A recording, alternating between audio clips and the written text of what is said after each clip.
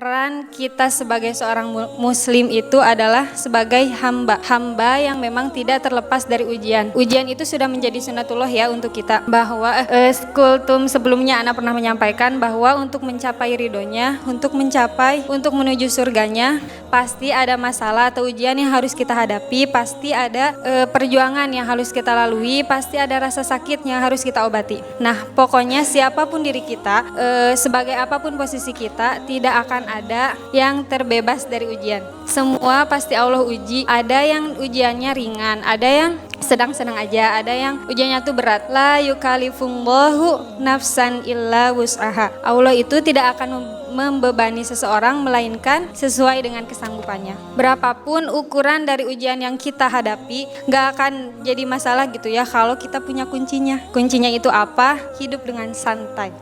Kalau dulu ya temen Ana tuh suka bilang, cen, hidup mah gitu santai cenah loba masalah ge da hirup mah peurih cenah.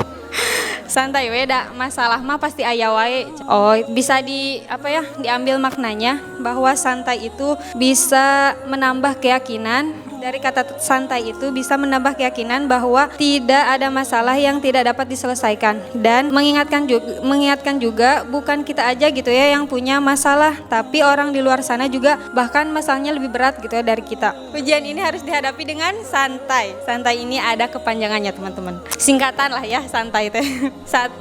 Sabar. N-nya nikmat, ta-nya tawakal, I-nya ikhlas.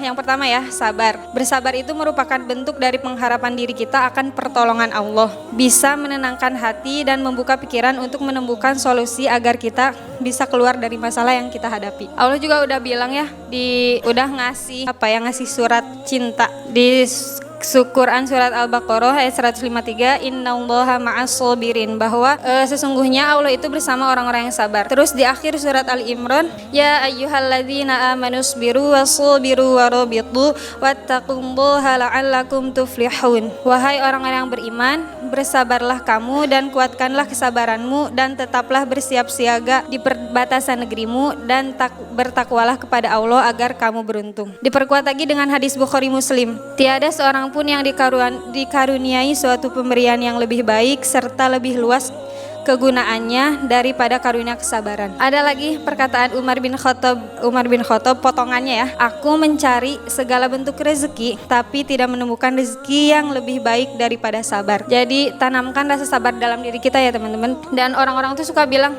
naon atuh sabar wae da, sabar teh aya batasna. Padahal sabar ini tuh tidak terbatas ya teman-teman. Selama kita hidup menjadi seorang hamba di muka bumi ini, pasti harus ada rasa sabar di dalam diri kita. Harus ada rasa sabar lah di dalam diri kita supaya kita bisa mencapai lagi. Maksudnya buah dari ditinggalin itu juga bisa lebih dekat lah sama Allahnya. Tuh teman-teman. Yang kedua, nikmati. Sebanyak apapun masalah kita, nikmati aja dan bersyukur karena kita masih melihat diri kita berdiri tegak dengan kedua kaki kita, masih bisa bernafas dan masih bisa tersenyum ya. Itu harus disyukuri banget. Kita akan merasakan indahnya dunia setelah kita mampu melewati masalah yang dihadapi dengan menikmatinya. Tuh.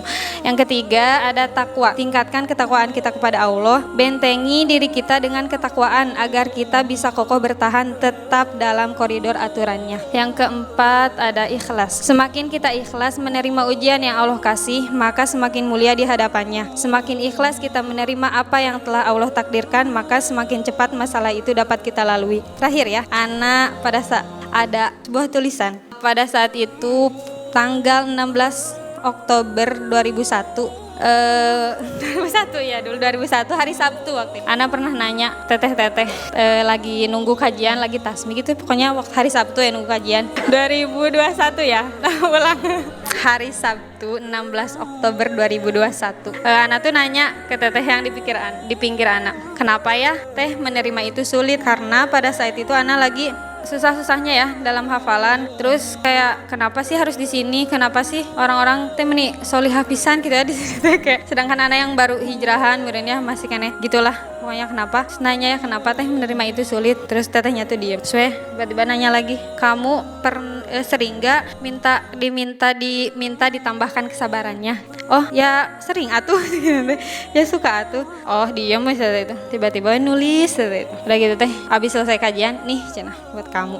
Ini isinya teman-teman, mau tahu gak? Kata kamu cenah, kenapa ya menerima itu sulit? Ya karena menerima itu sama dengan ikhlas, dan ikhlas itu diucapkannya ringan tapi dipraktekannya lumayan susah. Kenapa harus susah sih? Ya karena itu semua butuh perjuangan, karena Allah ingin melihat siapa hambanya yang paling serius, yang paling sabar, yang paling ridho atas ketetapannya. Kamu juga kan sering ya berdoa kepada Allah untuk diberi atau ditambah kesabaran. Yaitulah cara Allah menambah kesabaran kamu dengan cara memberikan berbagai ujian, masalah yang mungkin menurut kamu kok nggak habis-habisnya sih ini masalah. Itu semua untuk apa? Ya untuk menjadikan kamu hamba yang lebih sabar lagi, lebih menerima apa yang diberi Allah, lebih menerima ketetapan Allah, dan bisa mengambil hikmah atas segala ujian dan masalah yang Allah berikan. Kan kamu katanya pengen jadi hamba yang bersabar ya? Yaitulah jalan untuk menjadi orang yang bersabar. Begitu katanya. Terus